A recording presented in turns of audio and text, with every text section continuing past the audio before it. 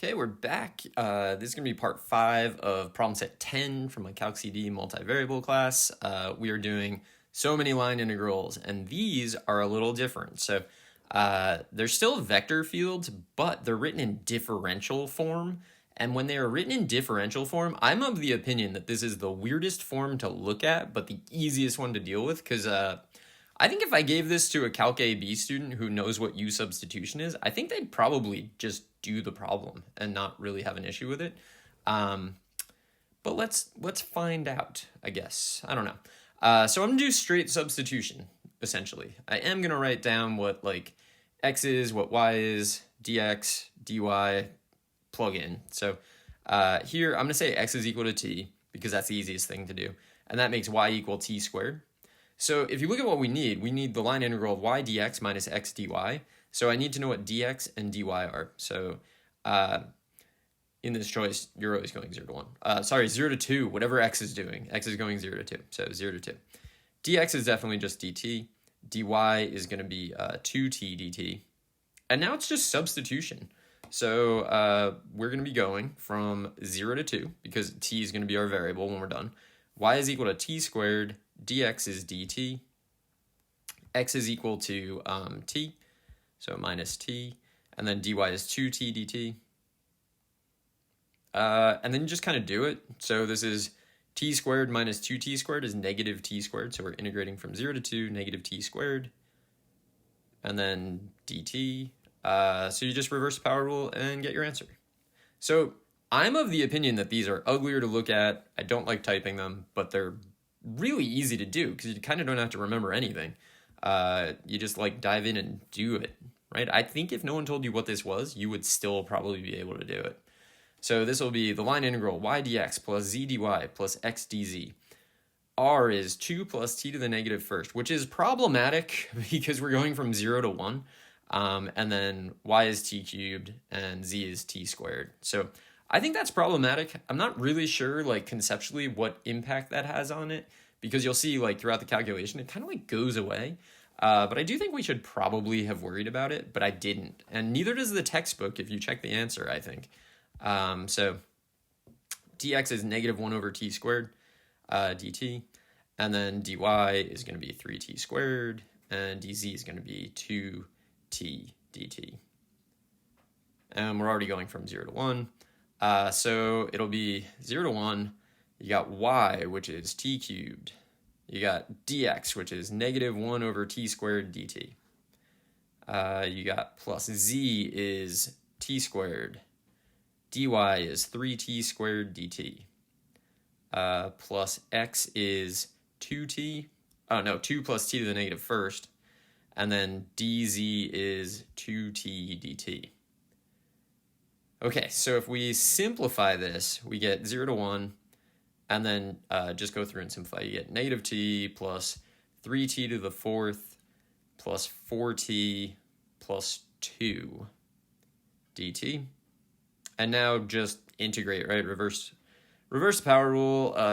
Or no, actually there's you can clean this up a little, so let's clean this up. 3t to the fourth plus 3t plus 2 dt. Reverse the power rule everywhere. Plug in 1, plug in 0. You just get 41 over 10. However, this is problematic, and I probably should have taken a little more care. I think maybe I should probably do the limit as a approaches 0 from the right of the integral from a to 1. And I should have checked that on a calculator, but I never did. So if anyone does that and lets me know what happens, that would be pretty interesting to see. All right, 29. So no, what am I doing? We're doing the line integral of x minus y dx plus y minus z dy plus z dz.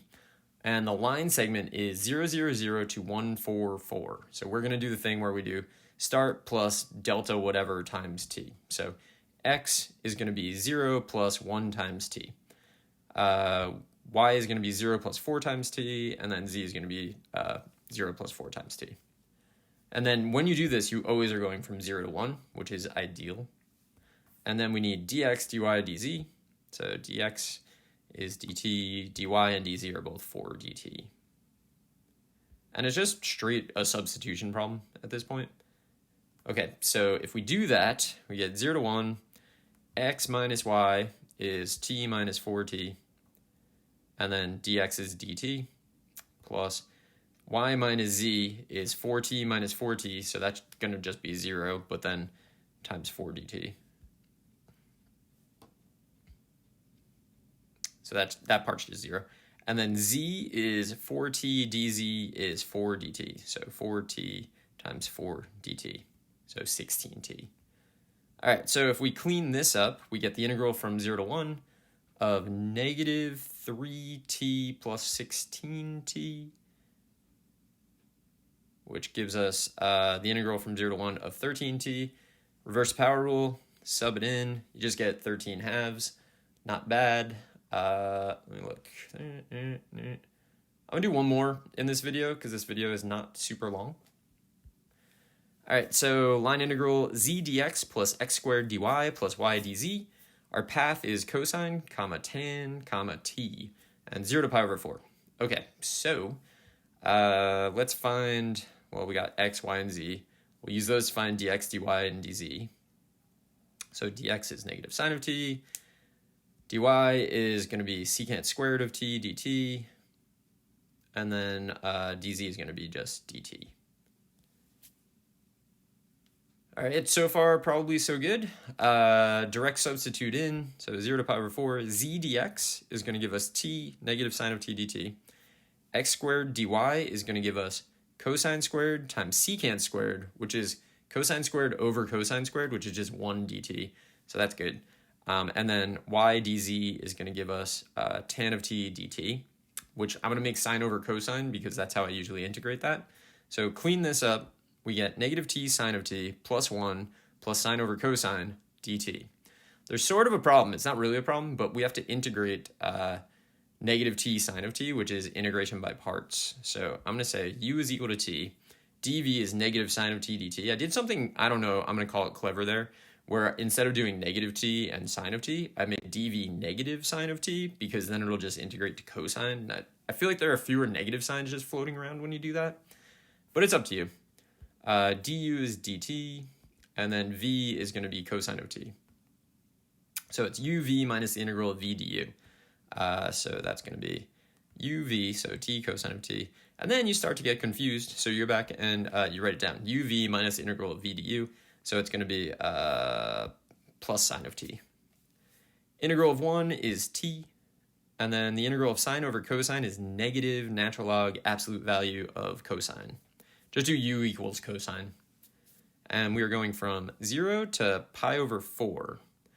So when you plug in pi over 4, you get a lot of stuff. You get pi over 4, cosine of pi over 4 is root 2 over 2.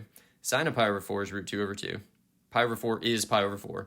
And then the cosine of pi over 4 is root 2 over 2. So we have all of that. When you plug in 0, you actually get 0 times cosine. You get sine of 0 is 0. You get 0. Natural log of 0 is 1. Nope. Cosine of 0 is 1, natural log of 1 is 0. So everything zeroes out. So just minus 0.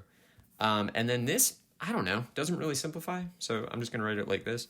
Pi root 2 over 8 plus root 2 over 2 plus pi over 4 minus natural log of root 2 over 2. Can't imagine a better way to write that. So I'm going to stop this one here and come back in the next one, which I think will definitely be the last video for this problem set. This problem set's huge. It's got a lot of problems that you just like have to practice and really get in your head. So I hope this was helpful and good luck.